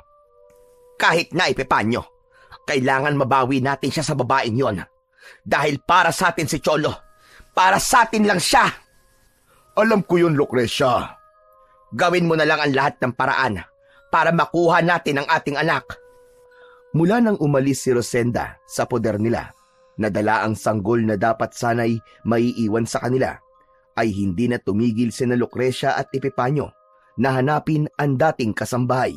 Subalit nahirapan sila. Hanggang sa itinuon na lang muna sa ibang bagay ang kanilang panahon upang magpatuloy ang kanilang buhay, ang pag-aasikaso ng kanilang negosyo. Subalit hindi nawala sa isipan nila ang batang si Cholo. Anak siya ni Epipanyo, bagamat si Rosenda ang nagbuntis. kaya may karapatan pa rin siya kay Cholo bilang ama nito. Sa kanilang paghahanap ay kung saan-saan silang probinsya napadpad. Pinagsikapan nilang puntahan ang iba't ibang lugar upang matagpuan si Rosenda at ang anak. Hanggang sa may nakapagsabi sa kanila kung saan nga ito makikita pagkalipas ng halos 10 taon na paghahanap. Ngayon ay handa na silang bawiin ang bata. Kukunin na ng mag-asawa ang para sa kanila. Maagang gumising si Lolo Victor. Kailangan niyang bisitahin ang kanyang mga alagang kambing. Papakainin at paiinumin niya ang mga ito. Isa pa, may mga order sa kanya, kaya pipili siya ng mga maiinam na kambing na ipagbibili. Cholo! Halika! Samahan mo ako, Apo. Wala ka naman pasok ngayon sa school. Itay, hayan na naman kayo eh. Kayo na lang po pumunta sa kulungan ng mga kambing. Pambihira ka naman, Rosenda. Ano bang ikinakabahala mo? Tay, alam niyo naman po kung anong nangyayari. Huwag na po nating hayaan na tuluyang mapahamak ang anak ko. Rosenda, hindi ka ba nagtitiwala sa proteksyong ibibigay ng mutya? Maraming ulit nang napatunayan ang ginawa niyang pagliligtas kay Cholo. Oo nga naman po, Nay. Yakang-yaka po akong iligtas ng mutya ng kambing. Me! Hindi ako nakikipagbiruan sa iyo, Cholo, ha? Hindi laging biro ang lahat. Tumigil ka dyan. Anak, huwag mo nang pagalitan ng apo ko. Si nanay kasi, masyadong mainit kagad ang ulo. Hayaan mo, anak. Ako ang bahala sa apo ko. Hindi ko siya pababayaan. Sige na, halika na, apo. At marami pa tayong gagawin. Umalis na ang maglolo. Kahit kasama pa ni Cholo si Lolo Victor, ay hindi pa rin maalis sa dibdib ni Rosenda ang matakot at mag-alala. Dahil sa paglipas ng mga araw, ay lalong lumalakas ang kanyang pangamba. Iniisip ang kaligtasan ng anak at ang takot na mawala ito sa kanya. Mahigit 3 oras na ang nakakalipas mula nang maiwang mag-isa si Rosenda sa bahay, kaya abala na siyang gawin ang mga trabaho doon. Nakarinig siya ng pagtawag mula sa labas ng bahay. Alam niyang hindi yun taga roon sa kanilang baryo dahil hindi binabanggit ang kanyang pangalan. Binitiwan saglit ni Rosenda ang hawak na basahan na gamit sa pagpupunas ng mga gamit sa loob ng bahay. Tinungo ang pintuan at binuksan yun. Wari nakakita ng multo si Rosenda nang makita kung sino ang bisita. Isasara na sana niya ang pinto, subalit agad siyang pinigilan ng lalaking kanyang kaharap. Sa wakas, nagkita na rin tayo, Rosenda. Anong kailangan nyo? Sir Epifanio? Talagang ganyan pa ang tanong mo. Alam mo na ang sagot. Nasaan siya? Wala siya rito. Nasaan ang anak ko, Rosenda? Nagtiwala kami sa iyo. Naging mabait kami at ibinigay ang halagang nagpagkasunduan. Pero anong ginawa mo? Anong iginanti mo sa amin ni Lucrecia? Niloko mo kami. Nilinlang mo kami.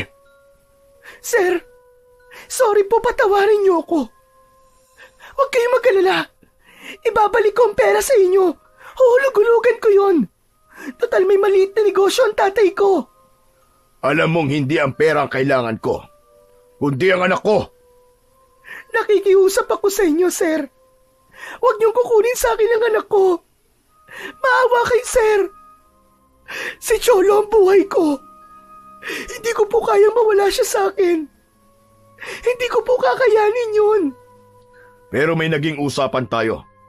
Meron tayong naging kasunduan. Pinagsisisihan ko po yun. Sa ngayon, wala pong ibang mahalaga sa akin kundi ang aking anak. Mahal na mahal ko po si Cholo. Sa akin lang siya. Nakikiusap po ako, maawa naman kayo sa akin. Huwag niyong kunin sa akin ang aking anak. Pasensya na, Rosenda, pero hindi kita mapagbibigyan. Kukunin ko ang anak ko sa kahit na anong paraan. Kaya ba sa pilitan mo siyang kinukuha? Gamit ang kakaibang pagkataong tinatago niyo? Anong sinasabi mo, Rosenda? Anong kakaibang pagkatao? Huwag ka na magmaang-maangan. Ang pagiging aswang mo, Sir Epifanio. Ilang ulit mo nang pinagtangka ang kunin ng anak ko. Pero hindi yun nangyari. Dahil naahadlangan nyo ng aking itay. At mismong si Cholo. Lumaban sila sa aswang. Teka. Hindi ko alam ang sinasabi mo, Rosenda. Huwag ka na magkaila pa sa Epipanyo. Kung inaakala mo na makukuha mo ang anak ko gamit ang pagiging aswang mo, hindi yun mangyayari. Dahil bago mo pa siya makuha, ay tiyak na mamapatay ka muna. Biglang isinara ni Rosenda ang pinto ng bahay. Naiwan si Epipanyo sa labas na nakatulala at nagtataka sa mga sinabi sa kanya ng dating kasambahay. Walang nagawa ito, kundi ang umalis, pero tiyak na babalik siya dahil hindi pa siya tapos sa pakikipag-usap kay Rosenda. Sa loob ng bahay ay umiiyak si Rosenda dahil dumating na ang sandaling matagal na niyang kinatatakutan. Yun nga ay ang matuntun sila ni na Epipanyo. Nangyari na ngayon at handa na nilang kunin si Cholo. Subalit hindi niya basta isusuko ang kanyang anak. Ipaglalaban niya si Cholo sa kahit na anong paraan. Nang makabalik na si Epipanyo sa tirahan nila, ay dala pa rin niya ang pagtataka. Yun ay nasabi niya sa asawang si Lucrecia. Nakita mo na pala si Rosenda. Ba't hindi mo pa kinuha ang anak natin? Wala siya ron. Posibleng umalis kasama ang lolo ng bata. Saka di yun ganun kadali. Kailangan bumalik kagad tayo doon. Baka mamaya, makaalis na naman yon at kung saan na naman magtago. Sabi ko nga sa'yo, hindi yun magiging madali. Lalo na ngayong malaki na ang bata. Pero ang ipinagtataka ko, Lucrecia, ay ang sinabi sa akin ni Rosenda tungkol sa ating pagiging aswang. Alam na niya? Hindi ko rin alam kung paano niyang nalaman. Samantalang nung nakatira siya sa atin, ay naging maingat naman tayo na malaman niya ang tungkol sa ganung uri ng pagkatao natin. Pero, paano niyang nalaman yon? Nakapagtataka naman. Ang sinabi pa niya ay ilang ulit na raw na pinagtangka ang kunin ng bata ng isang aswang. At iniisip ni Rosenda na ako o ikaw ang aswang na yun. Ano? Pero hindi pa natin nagagawa yun, Epipanyo. Kung sakali, ngayon pa lang natin gagawin.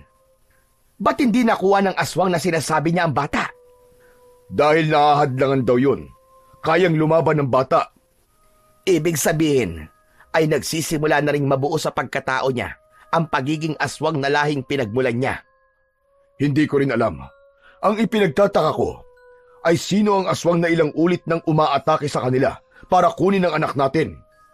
Kung ganun pala, may ibang aswang na nagkaka-interes sa anak natin. Oo, Lucrecia, tama ka. Pero sino yun? Sino ang aswang na yun? Bakit interesado siya sa anak natin?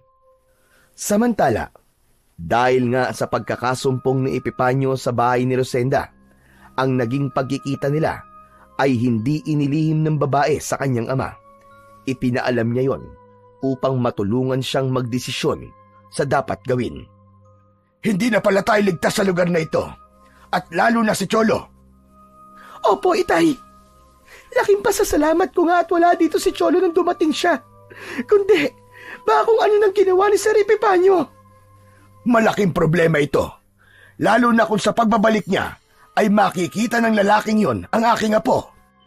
Yun na nga po ang ipinag-aalala ko, Tay. Hindi ko na alam ang gagawin ko.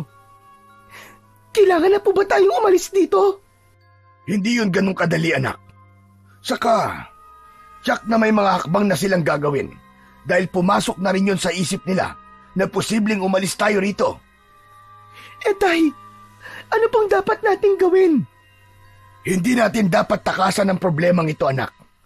Wala tayong ibang gagawin kundi ang harapin ito. Pero Tay, mga aswang sila. Anak, may taglay tayong mutya at ipinagkaloob ko na yun sa aking apo. Siya na ang bahalang ipagtanggol ang sarili niya. Alam kong kayang-kaya na niyang gawin yon. Bagamat may pangamba pa rin si Rosenda sa naging desisyon ng kanyang ama, ay susundin na lamang niya yon. Isa pa, ilang ulit na ring napatunayan ang tungkol sa kakayahang magbigay ng proteksyon ng mutya ng kambing na taglay na ngayon ni Cholo. Subalit ng gabing yon ay hindi mapalagay si Rosenda. Tulog na ang maglolo na magkatabi sa higaan. Ngunit siya ay pabiling-biling sa pagkakahiga at hirap makatulog.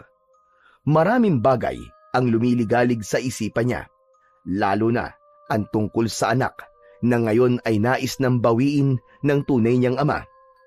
Malalim na pag-iisip ang ginagawa ni Rosenda nang makarinig siya ng malakas na kalabog sa kanilang bahay. Wari may kung anong bagay o nilalang na biglang bumangga sa kanilang bahay. Napabangon sa pagkakahiga si Rosenda sa matinding gulat. Nagising na rin pala ang maglolo dahil sa nilikhang ingay ng bagay na bumangga sa dingding ng bahay nila. Mabaging langit! Ano kaya yun? Anak, ano bang ingay yun? Parang may bumagsak. Nagising po kami ni Lolo dahil po sa ingay. Nay, ano po ba yun? Hindi ko rin alam. Biglang umalulong ang mga aso. Alulong na tila natatakot dahil may nakikita silang ibang uri ng nilalang. Kasabay ang biglang pagkislap ng suot na kwintas ni Cholo. Hindi maaari. May aswang. Kampo ng kadiliman ang bumangga sa bahay natin. Malamang sinadya yun. Ano? May aswang? Paano niyo po natitiyak, Itay? Tama po si Lolo, Nay. Dahil po sa pagkislap ng suot kong kwintas. Nagbibigay po kasi ng babalaang mutya kapag may nasasagap po ng mga kampo ng kadiliman na nasa paligid. Tay, anong gagawin natin? Nagbalik na yata siya. Sino po nagbalik, Nay? Yung aswang po ba? Nanggaling na po siya rito kaninang wala po kami ni Lolo Victor? Hindi na sumagot pa si Rosenda. Subalit abot-abot ang takot at kabang nararamdaman niya. Kailangan harapin namin ni Cholo ang aswang na yun, anak. Dapat matigil na siya sa ginagawang panggugulo sa atin. Sige po, kanina pa po ako nakahanda, Lolo Victor. Hinayaan na lamang ni Rosenda ang gagawin ng maglolo. Dahil yun din naman ang ibig niyang mangyari. Ang wag na siyang guluhin ng dating amo na si Epipanyo. Kumuha ng armas na magagamit ang maglolo. Isang palakol na ginagamit sa pagsisibak ng kahoy ang ibinigay ni Lolo Victor sa kanyang apo. Ang sa matandang lalaki naman ay isang shotgun na ginagamit niya sa pag-aalaga ng mga kambing, lalo na kung may ibang hayop na ibig lumapa sa kanyang mga alaga. Lumabas ng bahay ang maglolo at agad nilang nabungaran ang isang aswang na may matipunong katawan. Nakakakilabot ang anyo, malapad ang tenga, may malaking mata, at ang pangil at kuko ay matutulis. Umatungal ang aswang nang makita ang maglolo. Hindi sila maaaring magkamali. Ang naturang aswang na ibig kumuha kay Cholo, ang nilalang na ngayon ay kaharap nilang muli. Anak ka ng dyablo! Wala kang kasawa-sawa! Nandito ka na naman! Lolo, ako yata talaga ang puntirya ng halimaw na yan. Kailangan matapos na natin ang panggugulo niya para hindi na siya bumalik pa rito. Tama po kayo, Lolo. Biglang sumugod sa maglolo ang aswang. Mas naging palaban ito na tila walang kinatatakutan. Panay ang haribas ni Cholo sa hawak niyang tabak. Subalit maliksing naiiwasan ng aswang ang bawat hataw ng bata.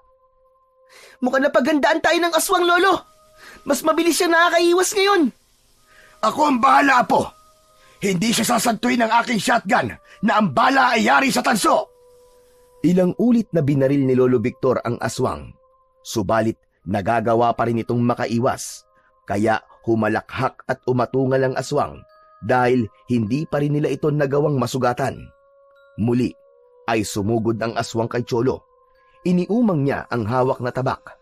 Sa wakas ay nagawa niya itong masugatan. Humiwa sa braso ang tama ng tabak at nag-iwan ng malaking sugat. O ano ka ngayong aswang ka? Yan! Umaagos ng dugo sa sugat mo! Tsak manghihina siya kapag patuloy na umagos ang dugo sa kanyang braso. Subalit tila baliwala pa rin yun sa aswang na kaengkwentro ng maglolo. Kitang-kita nila kung paano dinilaan ng aswang ang malaking sugat na nasa braso nito. Pagkatapos itong dilaan ng aswang, ay naghilom ang malaking sugat. Hala, Lolo! Tignan niyo paano nangyari yun! Nawala po sugat niya.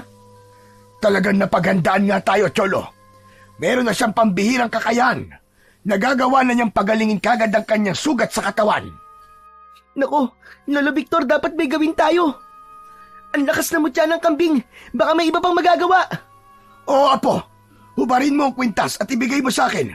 May kailangan akong gawin upang lalong mapalakas ang kapangyarihan ng mutya. Sige po, Lolo Victor. Ito na po. Agad na inalis ni Cholo sa kanyang leeg ang kwintas at ibinigay yon sa kanyang Lolo Victor. Sinimulan naman ni Lolo Victor na usalin ang mga salitang Latin bilang orasyon sa mutya. Nagliwanag ang hawak na kwintas ng matanda. Katunayan na nagkaroon ng bisa ang orasyon na ginawa. Samantala, sa halip na sumugod at umatake sa kanila ang aswang, ay lumundag ito ng malakas, ngunit nilagpasan sila. Tuloy-tuloy ito sa may pinto ng bahay. Nakita pala ng aswang na naroon si Rosenda. Agad siyang dinakma ng halimaw, kaya gano'n na lamang ang gulat ni Rosenda. Ah! Bitiwan mo ako, aswang ka! Bitiwan mo ako! Huwag mong idamay ang nanay ko! Kami ni Lolo Victor ang harapin mo! Bitiwan mo ang anak ko! Hayop kang aswang ka! Sa kauna-unahang pagkakataon, ay nagsalita ang aswang na kanina pa kalaban ni Lolo Victor at Cholo. Hindi ko bibitiwan ang babaeng ito! Maawa ka sa akin! Pakawalan mo ko! Kahit na ano pang gawin mong pakiusap at kahit lumuha ka pa ng dugo, ay hindi kita pakakawalan. Maawa ka sa nanay ko, aswang! Gusto mong pakawalan ko ang nanay mo, bata? Oo! Pakawalan mo siya!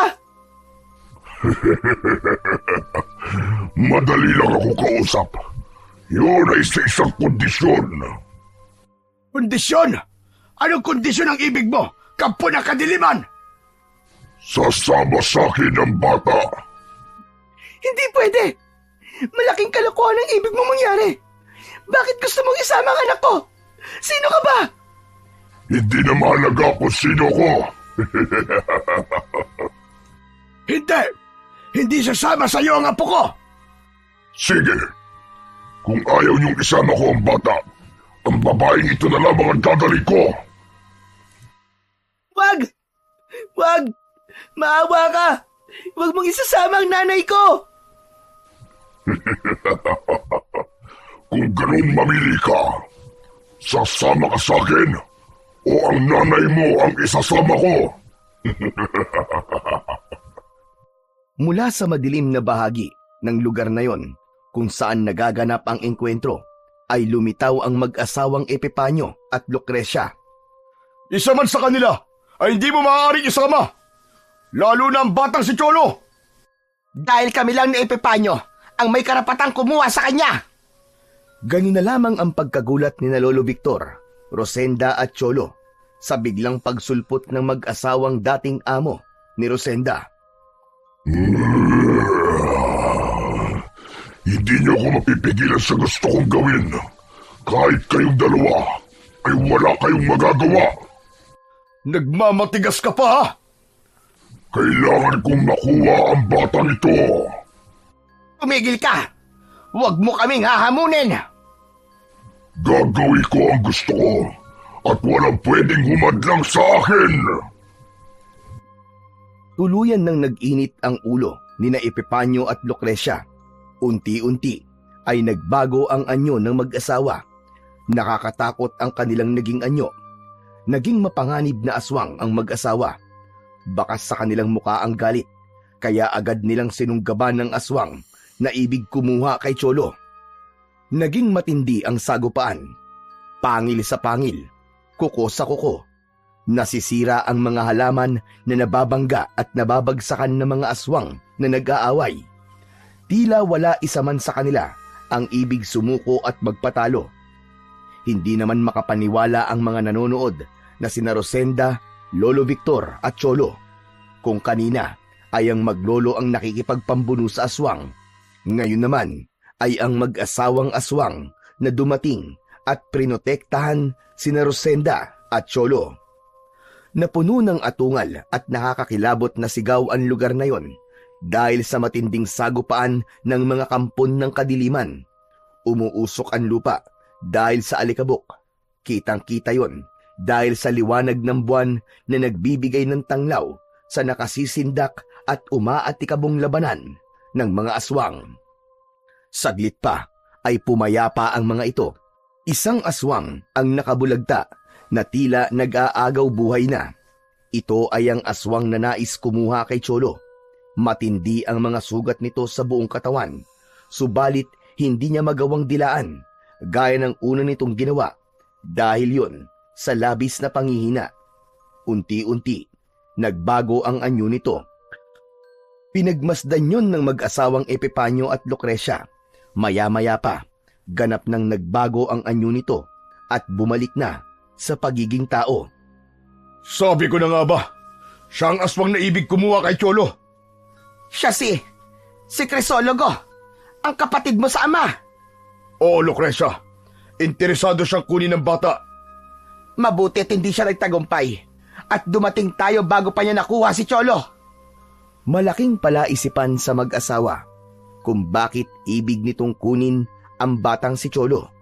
Samantala, nakatingin lamang sina Lolo Victor at Cholo sa mag-asawa at si Rosenda naman ay tahimik.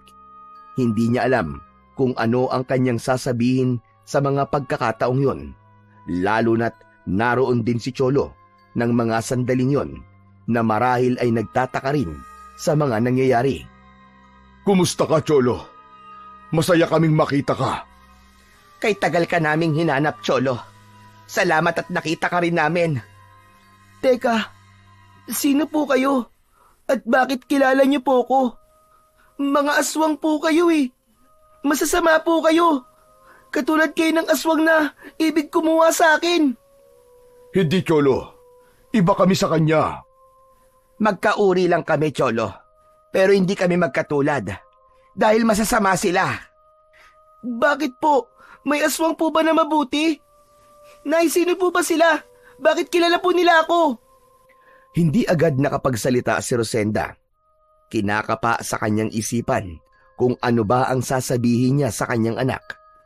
Paano niya ipapakilala ang mag-asawang nasa harapan ni Cholo? Cholo, anak! Sila ang ninong at ninang mo! Nagkatinginan sina Epipanyo at Lucrecia sa sinabi ni Rosenda. Rosenda, ano ba sinasabi mo? Ito na ang tamang pagkakataon. Lucrecia, pabayaan muna natin si Rosenda. Mas alam niya ang dapat gawin. Hindi magiging madali. May ninong at ninang po pala ako, Nay. Ngayon niyo lang po sinabi sa akin yun kumusta po kayo? Ninong, ninang, natutuwa po akong makita po kayo at makilala. Yumakap si Cholo kay Epipanyo at Lucrecia. Iba ang naramdaman ng mag-asawa sa pagkakataong yun. May hatid na saya yun na para bang ayaw na nilang bitiwan ang pagkakayakap nila sa bata. Naluluwa si Rosenda habang nakamasid dahil may matinding takot sa kanyang dibdib. Napansin naman ni Lolo Victor ang paghihirap ng kalooban ng kanyang anak, kaya nilapitan niya at inakbayan ito. Samantala, wala silang kamalay-malay na ang aswang na inakala nilang wala ng buhay na si Crisologo dahil hindi na ito gumagalaw kanina ay sinadya palang linlangin silang lahat. Nagkunwari lamang itong patay na upang makapag-ipon ng lakas. Nagbago ang anyo nito at bumalik sa pagiging aswang.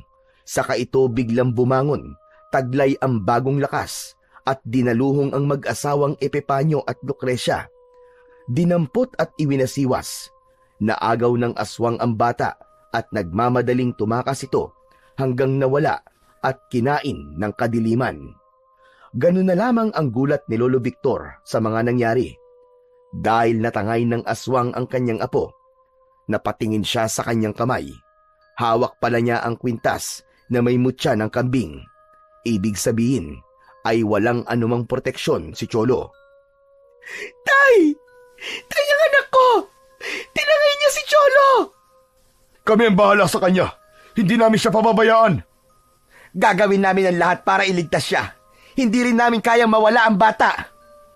Nagbago na din ng anyo ang mag-asawa at naging aswang upang sundan ang halimaw na tumangay kay Cholo.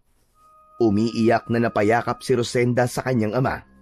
Hindi niya alam kung ano ba ang magiging kapalaran ni Cholo. Dumating na ang pagkakataon para harapin ni Rosenda ang kanyang matagal nang kinakatakutan. Handa na ba siyang mawala sa kanya ang kanyang anak? Bakit kaya ganun na lamang ang hangarin ng aswang na si Crisologo na makuha ang bata? Sasagutin ang mga katanungang yan sa ikalawang bahagi ng ating kwento na inyong aabangan.